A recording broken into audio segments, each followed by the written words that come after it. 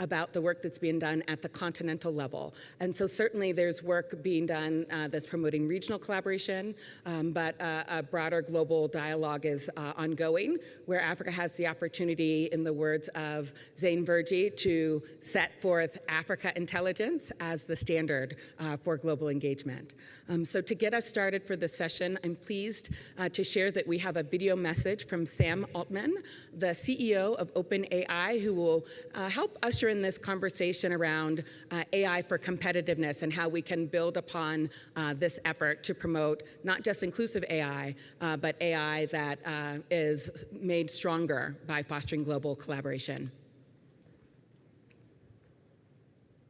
Hello, I'm Sam Altman. I'm the co-founder and CEO of OpenAI. I'm sorry I can't be there in person, but this summit is coming at a really pivotal time for our industry and the world. So I wanted to say a few things, and I hope you all have a great summit. First of all, it's really quite extraordinary what's happening in this current moment. Today, ChatGPT is used by more than 500 million weekly active users, and it's really being used in a lot of transformative ways. Many other AI models and products are also being used in a lot of ways, but I'm going to talk today mostly about two things that are happening that I think are quite important to the continent. One is AI for education, and the second is AI for prosperity. AI for education is near and dear to our hearts. It's one of the things that we most hope for with this technology, and it was one of the earliest uses of ChatGPT. But today, what learners around the world, especially on the continent, are doing with AI to learn about new things, to really take charge of their own education, is extraordinary. And we expect that students of the future will be far smarter and more capable than the best students of today. This is a big part of the promise of technology for me. When I was a kid and in primary school myself, I got to use a very, very early computer, and it really changed how I learned and what my career ended up going to be. So the education is, I think, a critical part of the promise of technology and something that we're really seeing and is of great importance. The second is AI for prosperity. I think this is true with all technology, but it's especially true with AI. Technology creates incredible new opportunity. Before running OpenAI, I started a different company, but then for a while I ran Y Combinator, a startup investment firm. And I really got deeply held belief that making technology broadly available and making entrepreneurship a widely accessible thing is critical to the growth of the global economy and the world getting much better. A couple of years ago, I was in Nigeria. I got to meet with many startups there, and it was really quite amazing to see the energy. And I know it's throughout the whole continent as well.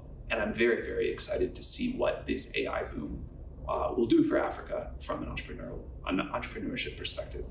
So, again, we could talk about many other areas, but we're just seeing explosively positive growth right now in AI for education, AI for prosperity, and really excited to see what you all do with this technology.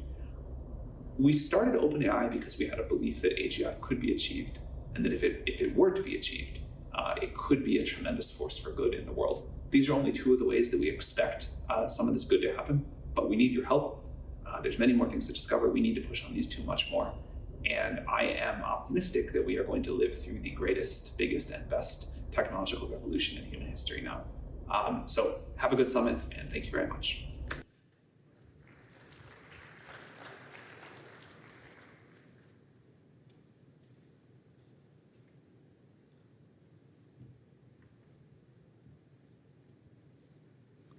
It was wonderful to hear those remarks from Sam Altman and OpenAI, who we think of as being synonymous with generative AI, and have the two areas where global collaboration can be most impactful highlighted in his remarks: education and prosperity, and certainly those involve shared communities.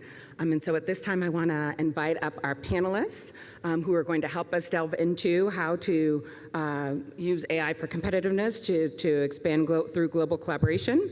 To really look at how we lean into the power that AI has to transform economies and societies worldwide, drive innovation, efficiency, and growth across sectors and across industries, as you heard there. So I'm going to invite up our panelists one by one. I'll ask you to applaud them, and then we'll jump right into the conversation as they take their seats. First, I'd like to start by recognizing Hardy Pemiwa, who is the president and CEO of Cassava Technologies, who will take the seat on the far left. Please join me in welcoming Hardy to the stage. Next, he'll be joined on stage by Kathy Lee, who is the head of AI, data, and metaverse at the World Economic Forum. Welcome, Kathy.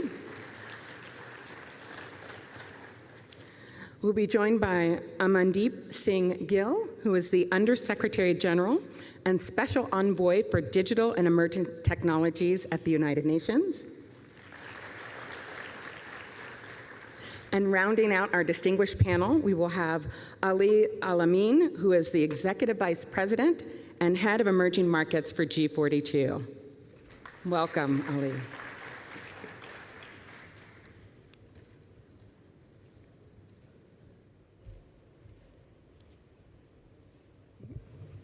So colleagues, I want to jump right into it. We had a keynote remark from Sam Altman, who highlighted education, AI for education and AI for prosperity. But as we think about AI and we sort of zoom out to think about this issue of AI promoting competitiveness and how we achieve that through global collaboration, I want to start with a question to all of you, and perhaps I'll start with you, Hardy, and we'll work our way down. This first question that I'd pose to you is, what are the key factors that you believe accelerate the development of successful and agile national AI ecosystems? And what are practical strategies that can be implemented to support this growth? Great, thank you very much, and thanks for having me. It's great to have a great crowd here. Clearly, the topic is of interest, so hopefully we'll be able to do justice to it. I think it's important to look at the AI stack, so to speak, and talk about the AI economy, as most people have now dubbed it, and say, what does the AI economy really require in order for it to succeed? And you probably think of 8 layers that one needs to have in place in order for this to be competitive. Now, usually everybody starts with electricity and connectivity as the first layer. But I think that there's a layer underneath that, which I think was touched on by the heads of states earlier on, which is really, if we don't build the financial infrastructure and the economic infrastructure that supports the attraction of capital into this AI economy, then you really don't even have a place to start. So that, for me, would be layer number 1. The second layer would be the layer of electricity and connectivity. There really isn't any AI to talk about if we don't deal with reliable and secure power, and if we don't have low latency connectivity. So, I think in many places across the continent today, certainly talking about ourselves as Cassava, I think it's an area that we have tried to solve with our continental fiber that spans from Cape Town to Cairo. The next layer is data centers. You really can't have an ecosystem that succeeds if you don't have data center infrastructure. But we've had this for some time. We've had electricity, we've had connectivity, we've had data centers, but we needed to make sure that the data was there and that this data was organized in a way that it could be made usable. And I think for the purposes of our conversation, the challenge in Africa continues to be data. Thankfully, you now have things like graphics databases that really can take in unstructured data and still be able to use it. So I would say those are the first 5 infrastructure layers. You then go to the applications layers where you need an applications ecosystem. You need an ecosystem of developers and users. So really the key word is, it's not one thing that's going to make us succeed in the AI economy. It's making sure that the whole ecosystem is actually working. But fundamentally for me, if we don't solve the financial infrastructure and the economic infrastructure that attracts the capital that can fuel this growth that we're looking at, then, as somebody said a while ago, Africa ends up on the menu once again, not at the table. No, thank you for that, Hardy. And really, just to drive down, in order to have collaboration, you need an ecosystem approach. And so I think that's a great start. And let me turn to Kathy and invite you to chime in. What are some of those key factors you would identify? Thanks, Kendra, and glad to be here. So I think I'll just build on what Hardy just identified. I think it's not that different. I will emphasize maybe 5 things. One is digital and AI infrastructure. Second one is human capital. Third one would be access to quality data. Fourth one will be sustainable investment. And last but not least, also the policy foresight and governance. And I'll expand a little bit on each of them. When we talk about digital and AI infrastructure, in the simplest term, we're talking about the stable, high-quality internet. We're talking about access to sustainable compute and scalable compute. We're talking about access to green energy. Right now, I think everyone in the audience is familiar with some of the stats that in sub-Saharan Africa, the internet penetration is still only 40%, and overall it holds less than 0.5% of global AI compute capacity.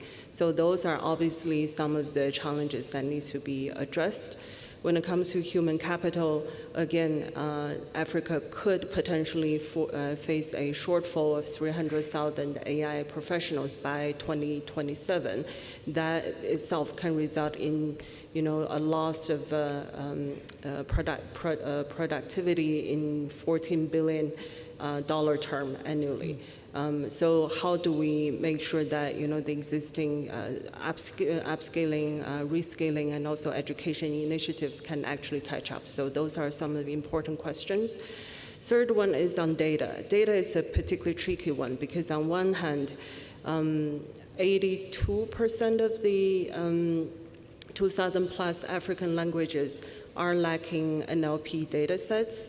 And at the same time, 44 African Union nations have this kind of conflicting data laws that's really preventing, the cross-border data collaboration.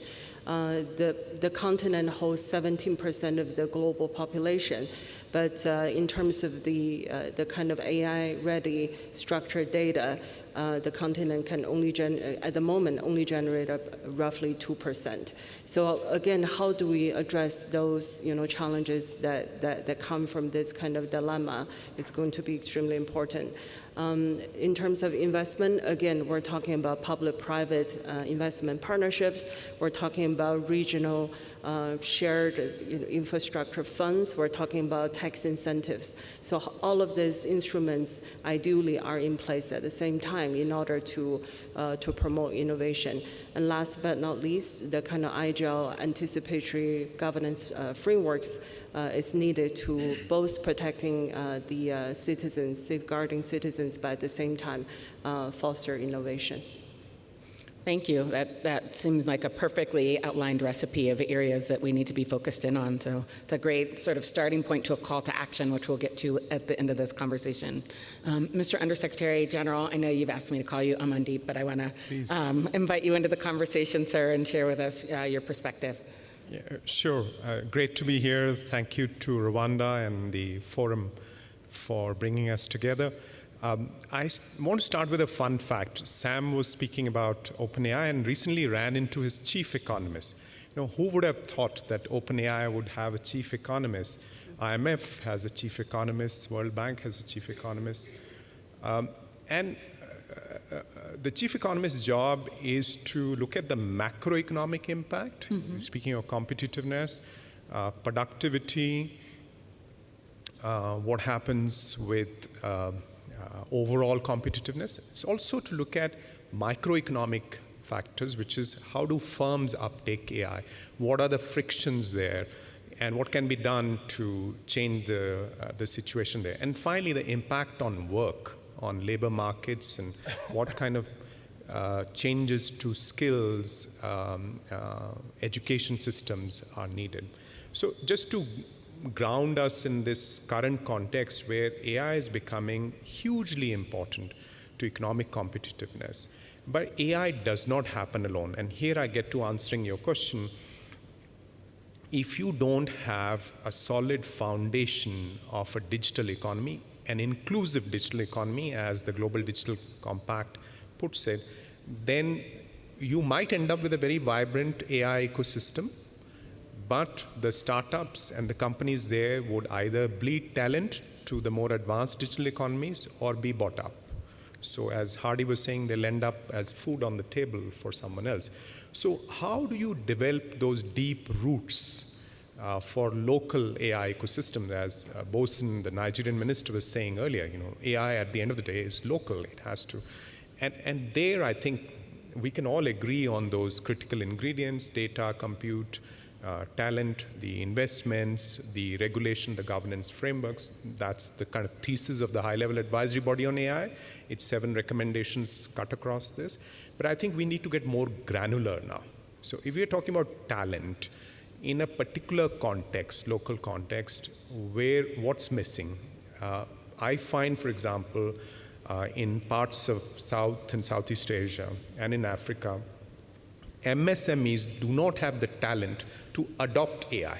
I'm not talking about AI development, but I'm talking about AI use and deployment. So how can we target those critical talent gaps? On data, we all know the criticality of data sets. We know the importance of data infrastructure. It's really inspiring to listen to Strive earlier in the morning. But I think we need to think about how can we make sure that there is better access to public sector data sets or semi-public sector data sets. Like, how can AI startups work with the hospital across the street in terms of their data sets? So that kind of quick facilitation, and broadly speaking, cutting across data infrastructure. I haven't heard this morning anyone say digital public infrastructure.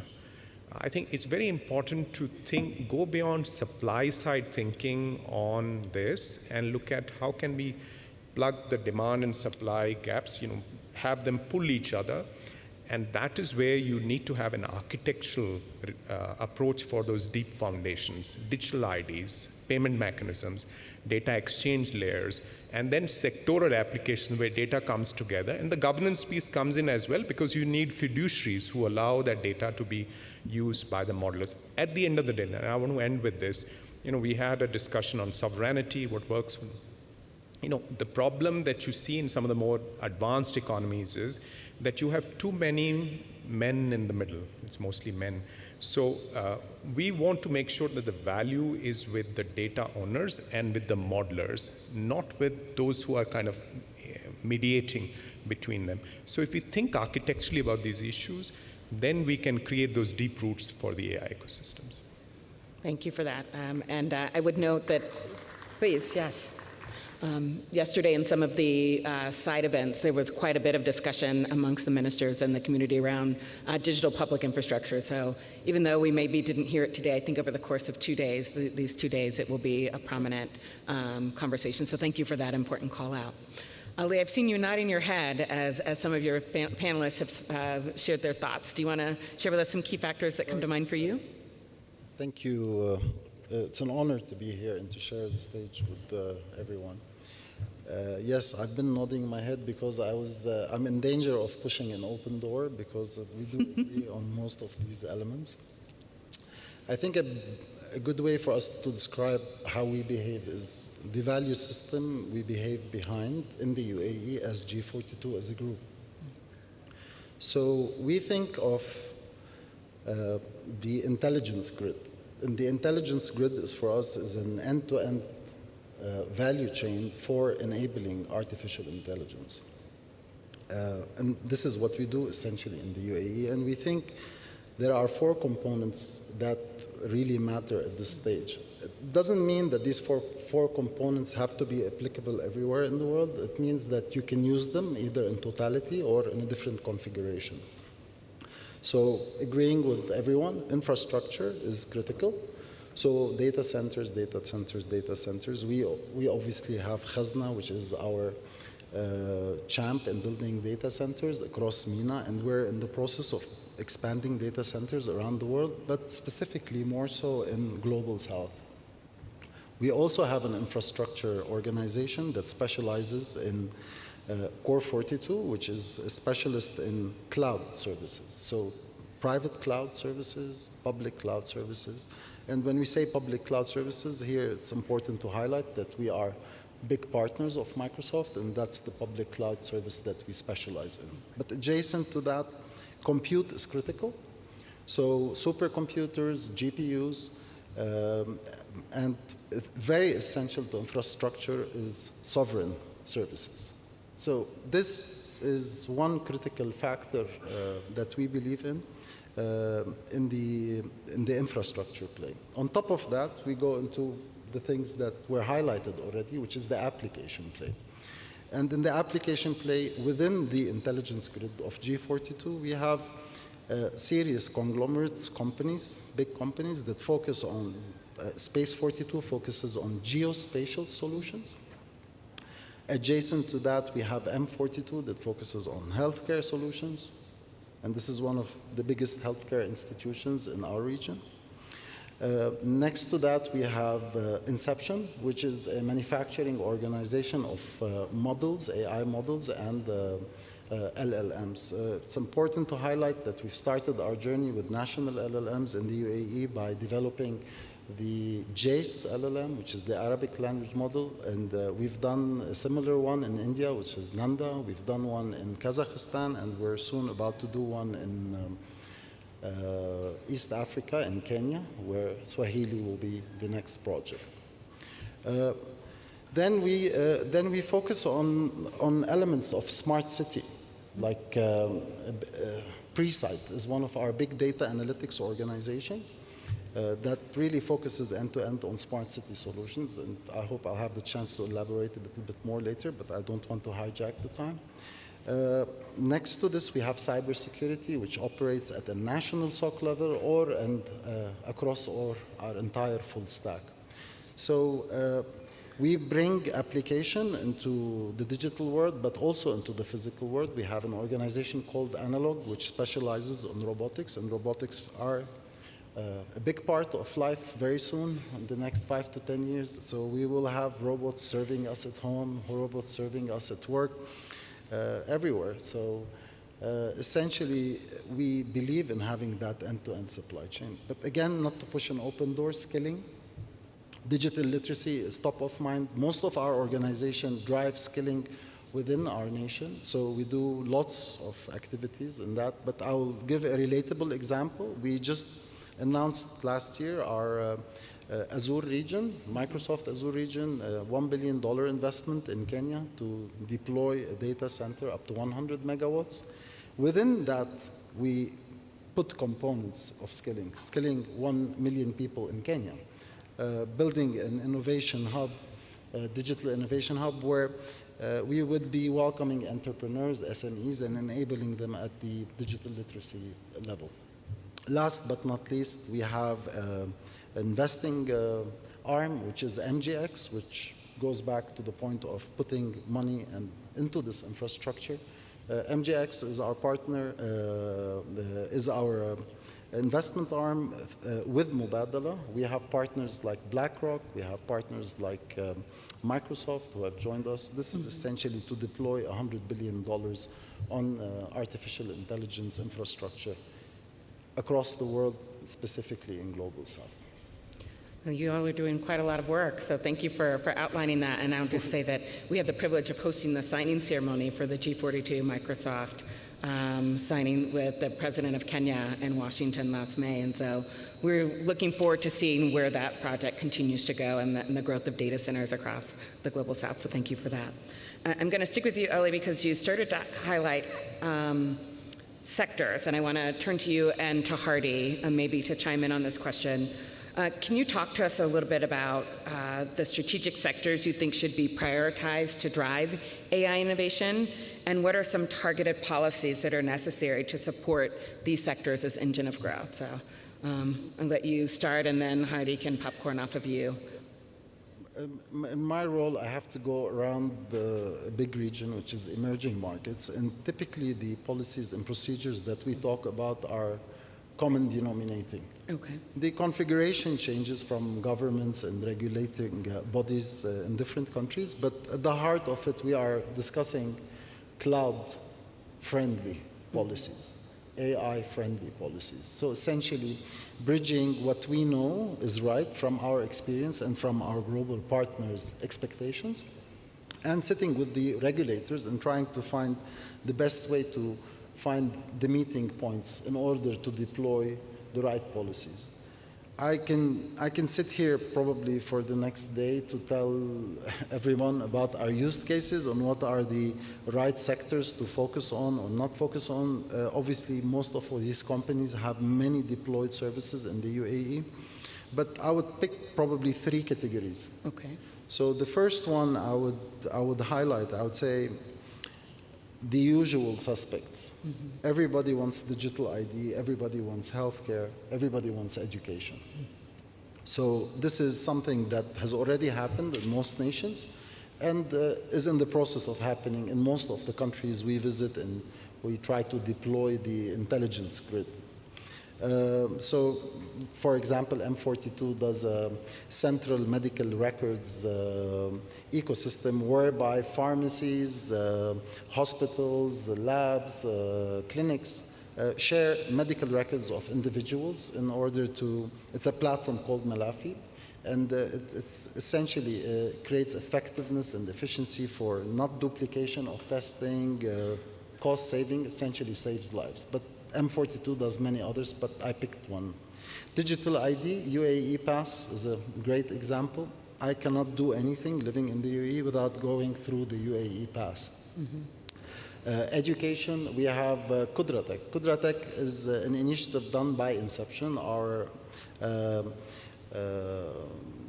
model builder, our LLM builder, and they invite all the Emirati populations to partake in the training of these models, so they can be exposed to skilling. So these models will be trained by Emiratis, and at the same time, Emiratis will be on the educational front, at the forefront of skilling. So that's one category which is must-have. The second category, I would say, it's relative to oneself, because some countries enjoy the luxury of energy, mm-hmm. Some countries enjoy the luxury of agriculture. Africa is big on agriculture, so solutions from Space 42 on weather prediction. These are the kind of sectors that essentially accelerate the production of yields,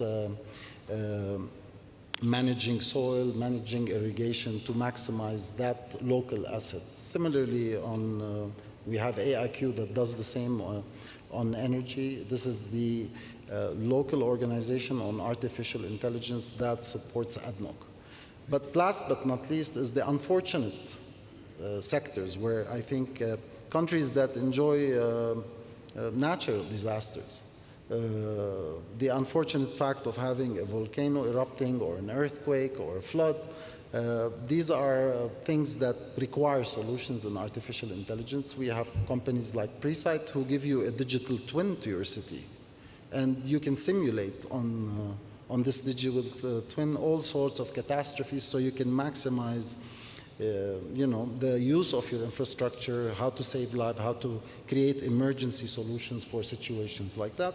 And M42 does similar things where they test early detection of infections in sewage, and especially in cities that have refugees or rural areas. So again, many sectors, a lot of use cases, many categories, and I'll stop here because I feel I'm exhausting the time. My apologies. You've given us great food for thought, and I'm going to turn to Hardy and invite you to chime in as well.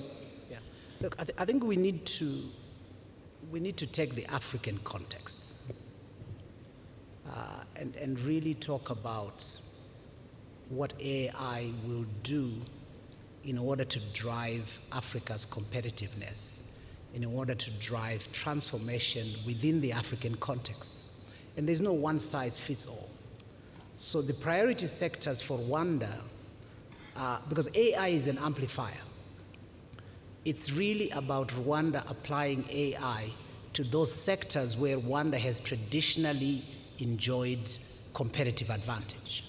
So if the competitive advantage in Rwanda has been around, coffee farming, around tourism, around, whatever it is that the economy has been competitive on, what AI does is to come, if applied correctly, is to amplify the competitiveness of those sectors. So I don't think that countries should sit and say, these are the sectors that, there's some common ones, as my colleague said there, you've got the foundational ones, education, health, yeah.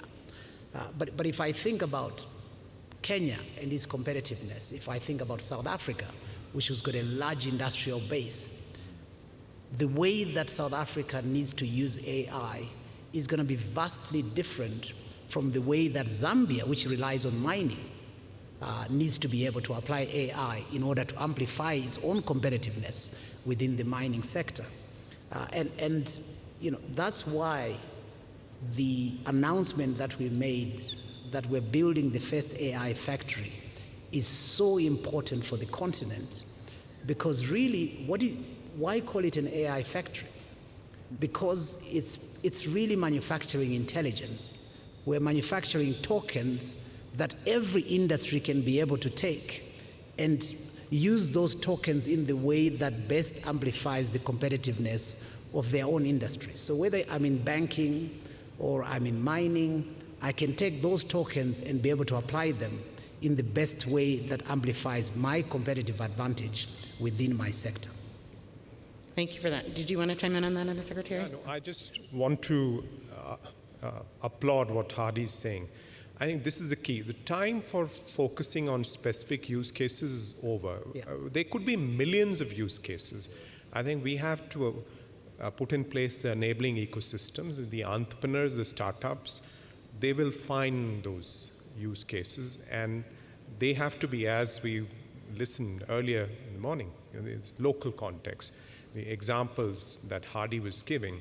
So the focus should be on the deeper enabling rather than, again, doing pilots and then ending up with very disconnected bubbles of application. I think for Africa, governments will drive a lot of this because they need to, the leaders need to kind of top-down send the signal that this is important. The ministers can then rally around that, and the companies will also get that signal, as we saw today.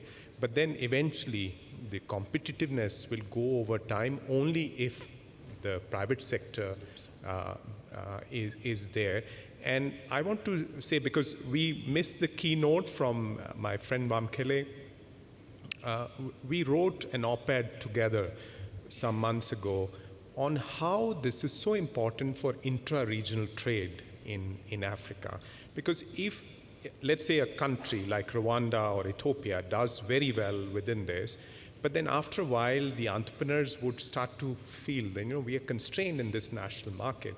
So how can these ecosystems be connected, be made interoperational so that the entrepreneurs have scale, that they can access the entire African continent market? And this goes hand in hand with the free trade area. Well, while you're on that point, oh, sorry, go ahead, Kathy. Yeah. So I wanted to build on Hardy's point and Amandeep's as well. AI will be helpful to all sectors, but we need to look way beyond that. So I want to comment on 2 points. One is DPI, so completely agree with Amandeep. When you talk about the demand side, industry adoption is going to be significant, it's going to be helpful, but it's not enough. More than 80% of the adoption, the use cases eventually actually will be small, medium-sized business. So think about how the government, can put the digital infrastructure in place. Traditionally, that's been based on data exchange, payments, identity. Now think about integrating AI, quantum, space-based connectivity. It sounds far ahead, but at the same time, it's not. It's getting closer to us, very, very on daily basis. And then the second point I wanted to make, again, based on what Amandeep mentioned earlier, it is true now, if you look at the major AI labs, they don't just talk about industry transformation. is the whole economics. So for example, we're looking at some of the economic index that's been published by some of the major labs, which is extremely interesting because as many of you may know at the forum, we've been publishing Futures of Jobs report for a decade. And there's a lot of very helpful, stats that helps people and the governments to look at what are the skills that's being, replaced and where do we need to upskill and reskill people. But if you think about the kind of data now we can get from the major AI labs, and if we can, pull them together in a way to get the real signal from the market in terms of what are the queries, based on the type of queries, you will be able to tell what are the skills that will be impacted. Think about if we do achieve this kind of 10x, productivity gain, what does that actually look like? The processes of the existing companies, those will need to be completely redesigned. It's not simply replacing, a function with AI or vice versa. It's really we need to look at the broader impact on the society and then think about how do we design from a company to an ecosystem, and all of those need to be considered now instead of, we'll just go along and then figure out some solutions later. Thank you for that. And I want to come back to that point in just a moment because I do think that there is something to be said for how countries think about that and some of the design involved from the national level. And I was also resonating with me with something that Amandeep said, and I wanted to come back to it. So you focused in on how the AFCFTA can help unlock global value chains in your op-ed, and I want to maybe have you talk a little bit more about that. How do you see, or maybe there were recommendations you would highlight from that op-ed in terms of how companies facilitate international collaboration to enhance the global trade across AI so that it can help unlock some of those global value chains development and ensure cross-border data flows in Africa specifically, but in the broader global context? Yes. Definitely. I think there is the infrastructure piece, so connecting pieces of DPIs together. I see a lot of interest across Africa, digital ID, payment systems. But if we build them just pell-mell, then they won't talk to each other and they'll reduce the eventual addressable market for entrepreneurs. So I think it's urgent for African policymakers to think about digital public infrastructure in this kind of coordinated way. Perhaps, there are some sub-regions where it can happen faster. This sub-region, for example, or ECOWAS or SADC, and aligning with the work that the AU Commission is doing. It was very nice to hear the chairperson speak so eloquently about these issues in the morning. I think then at the global level, since your question speaks to that, we need to think about how does the AI value chain work fairly for everyone. So I'm glad the conference started with a quote from my boss, artificial AI shouldn't stand for advancing inequality. We don't want a situation in which a lot of us are just annotating data and tuning models. I think it's not a question of everyone needs to build large language models, but I think SLMs, for example, small language models, which have tremendous applications across the industry in Africa, in Asia, and elsewhere, they would still require some compute. They would still require some access to training data that's cross-border. So we need global facilitation of access to data. OpenAI, Anthropic, and others are fortunate. They have the capital, the money, the agreements, with Capital One or others where they can pay huge sums of money, to put them down on the table as liability. But ask a small entrepreneur, can they write a check for 100 million for liability for data sets? They cannot. So how can we make their life easier by developing cross-border liability arrangements, data access arrangements that work fairly for everyone? How can we enable access to compute globally? Because there may be areas where there may be concentration. You mentioned Kenya. There may be hotspots, but then there may be a more need for a more distributed approach. And computes may come with different kind of hardware configuration, so we still need some protocols to make them talk to each other. Those are the ways in which we could, sharing of models, open source models, sharing of use cases that advance the sustainable development goals.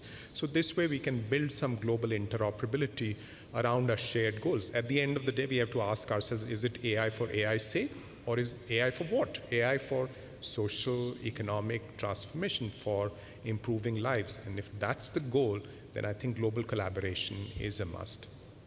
Thank you for that. I thought that was a fantastic answer, and I particularly appreciated how we create global interoperability, because I think that's going to allow countries to scale in a meaningful way, because they're fully integrated to the global system.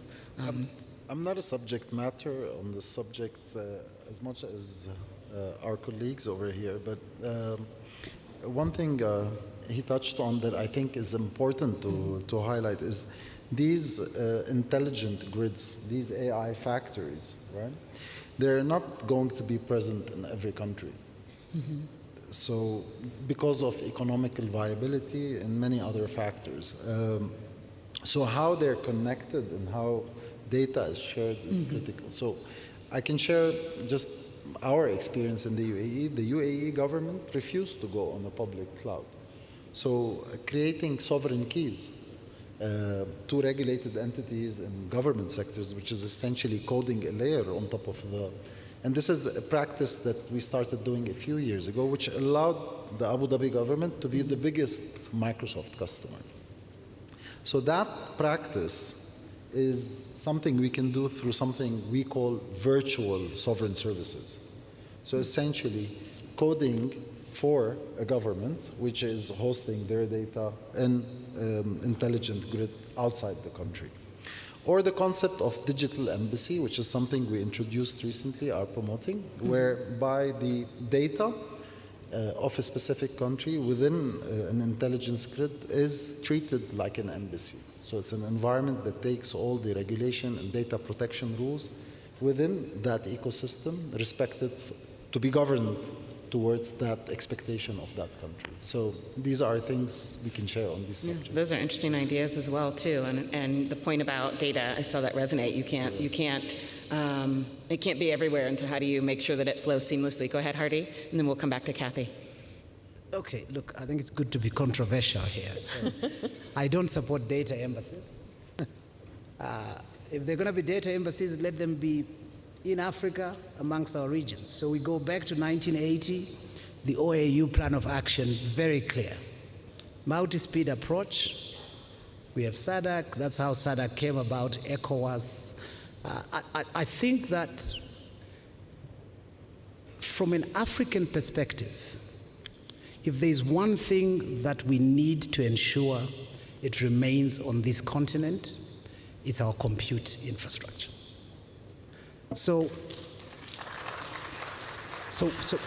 you know, whilst cassava is a commercial entity, and whilst absolutely we have a profit motive to build the AI factories that my chairman announced that, Strive Masiwa earlier on, I think behind it, in the way that we have built digital infrastructure over the years, is a real belief that we have as tech entrepreneurs, as telecom entrepreneurs, that it's really important that the entrepreneurial ecosystem in Africa is capacitated as equals.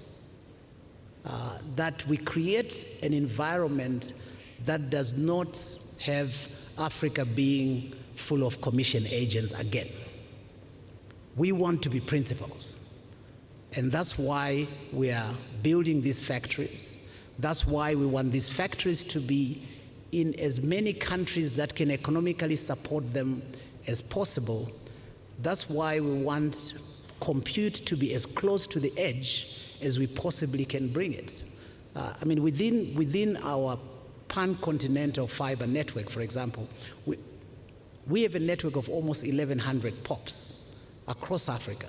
And each one of those POPs, we envisage a situation where we could bring edge compute to every one of those POPs so that we are bringing compute to remain within, yes, Rwanda might not be able to afford a full AI factory, or Benin might not be able to afford it, but there is edge compute capacity that we can bring to those countries in order to drive the competitiveness of the ecosystem that we have there. So, I thought I would be controversial a bit and disagree with my colleague there.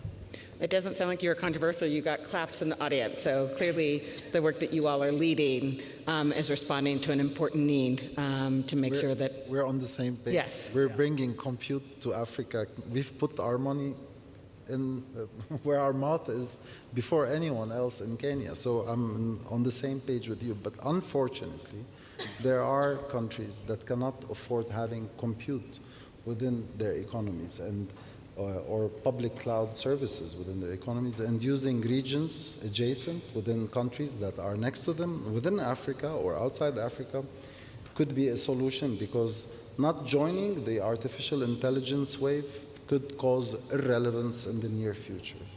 So, thank you. that we're on the same page. I think we've got a lot of food for thought here on the table in terms of what that right approach might be, but I think the key thing in an ecosystem is drawing out a number of different models and ideas to see how we scale.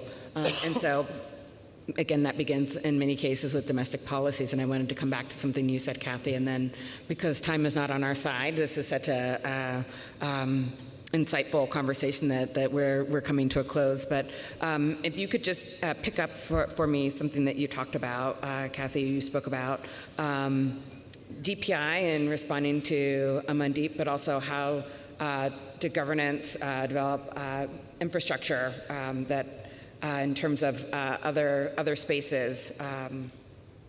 I can't read my handwriting here, so I'm just going to go to the question. But something you said to me resonated to me in terms of that domestic policy. And so maybe you could talk to us a little about the design element. How can domestic AI policies be designed to align with global standards and regulations, while also being really attuned to addressing local needs and competitive challenges? And I think that's sort of been the undercurrent of the conversation we've been having here. So let me ask you to weigh in on that, please. Yeah. So the need to build an ecosystem that fosters innovation may seem to be at odds sometimes with, the necessity of building safeguards to protect citizens, as well as, personal data protection, etc. But if you think about it, this kind of collaboration, international or regional collaboration, just cannot happen without some sort of baseline AI safety standards and ethical principles. So that's what I think more or less most of the people in the circle can agree on. So with that as a principle, if you think about how do you design and go about the domestic policies, first one will be, we have a lot of this discussion on AI sovereignty here. I think my opinion is quite consistent with our managing director who was on the panel this morning as well. AI sovereignty itself, it's great to strive for AI sovereignty, but you need to be practical about it. You need to think about who you partner with. You need to think about what are the capabilities you can actually develop and where you actually have to partner with others. So along those lines, then you need to think about all of these national compute strategies, data localization laws, and also the public cloud initiatives. How do you actually design policies that allow certain flexibility, but at the same time does not hamper collaboration? That's going to be very important. Second one is a kind of dual-track approach. There's a reason there's no globally agreed AI policy, but there are globally recognized principles, such as the UNESCO one, such as the OECD. So those are important safeguards that the multi-stakeholders put in place. So take those into consideration while you design locally relevant policies is going to be extremely important, considering the culture, language, and also market maturity. Third one is regulatory flexibility. We will need to have room to allow for experimentation, such as through AI sandboxes. And then the fourth one would say there needs to be some sort of alignment mechanism. That's why I participate in multilateral forums or global standard setting bodies is going to be critical for all the stakeholders to design policies that work in their context. Thank you for that.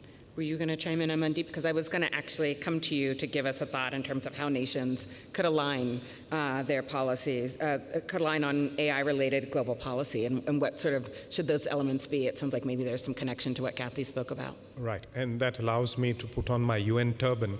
I think we now have global agreement through the Global Digital Compact on governing AI for humanity, so that this should be anchored in human rights and inclusion, in our shared agreements on gender, on sustainability, look at the energy and the water footprint of AI.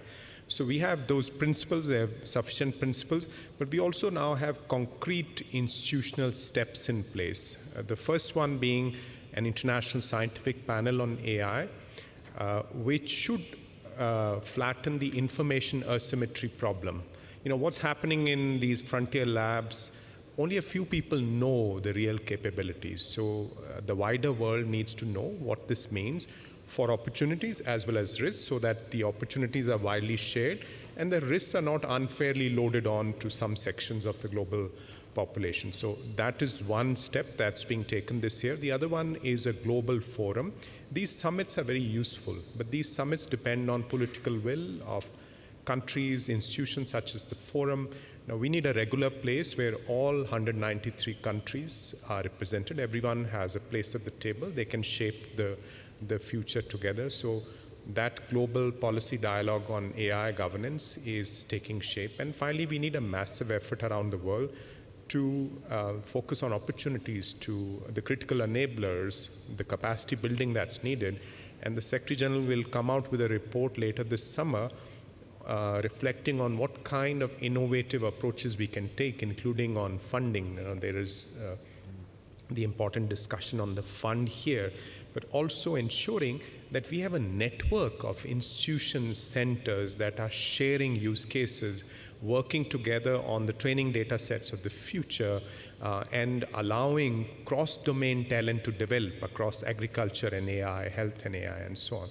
So those are very, very exciting institutional arrangements that are taking shape, and I invite everyone present in the room to support them and to participate in them. Thank you. Well, you've gotten to the action portion of this conversation, which is where we're going to close. We have 3 minutes. I know it's unfair to do, but this conversation today and tomorrow and even yesterday has really been not just about the power of possibility, but the power of action. So if you want to leave some thoughts for this audience about some one takeaway or some action you'd like to see them undertake from their respective institutions to help propel the competitiveness opportunities of AI, could you share that in 30, 45 seconds, please? We'll start with you, Hardy, to make you do the hard thing first. I think I'll throw a challenge out there. So the numbers that are being bandied around is that potentially the global economy could expand by $15 trillion by 2030.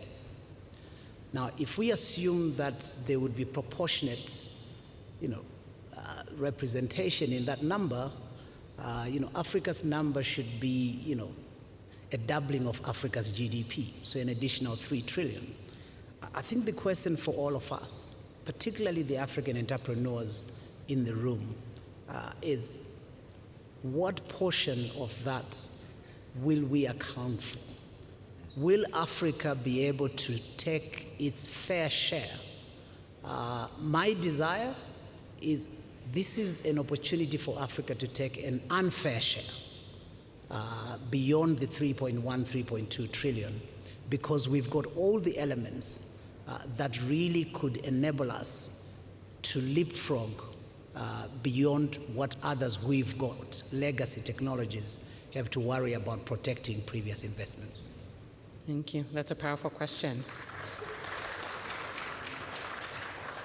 It's hard to follow that. So I'll just say that, again, the World Economic Forum is fully committed to supporting the African region through our work. I think some of you know that we have one of the largest and most diverse network of AI stakeholders globally called AI Governance Alliance, which we established in 2023. And last year, we launched the AI Competitiveness through Regional Collaboration Initiative to really promote in the regions the development of AI capabilities that each of the region needs. And we support based on the different needs from the countries and regions. So yeah, just wanted to say, we remain fully committed and work with all the different international bodies as well and governments. So yeah, would like to have all of your input and participation. Thank you. That's a great call to action. Amandeep? I would say that in all the excitement about AI, we should not forget that it works in the analog world, and we have analog problems, analog challenges, health, access to education, energy. So our minds should be laser-like focused on the human and institutional capacity that's needed for all of us to thrive in the AI future. I mean, Hardy's point about where is the value going to go, I think this is foremost on everyone's mind. I would add to that, what kind of world do we want our grandchildren, great-grandchildren to grow up in? I think that's where we need to. Technology, as Wilson said, godlike technology, medieval institutions, Paleolithic brains. If we don't start fixing our brains, I mean human capacity, and don't start fixing our institutions today, we won't be able to handle the power that this technology is going to unleash. And it's going to lead to concentration of wealth, concentration of power and opportunity, and that's not a nice world to live in the future. Agreed. Thank you for that. Last words. Ali. I mean, without pushing, on, again, an open door, I agree with everyone and everything that's been said, but I think there's a tone in the leadership that is needed. I think technology is most successful when it's diffused. The diffusion of technology is more important than building technology. So the tone from the top across public sector, private sector, governments is critical, because the value system of adoption, speaking about something is different than doing it. And I think the push from the leadership for regulations, for policymakers to work closely with private and public sector in order to enable diffusion of technology. That would be my recommendation as a cause. Thank you.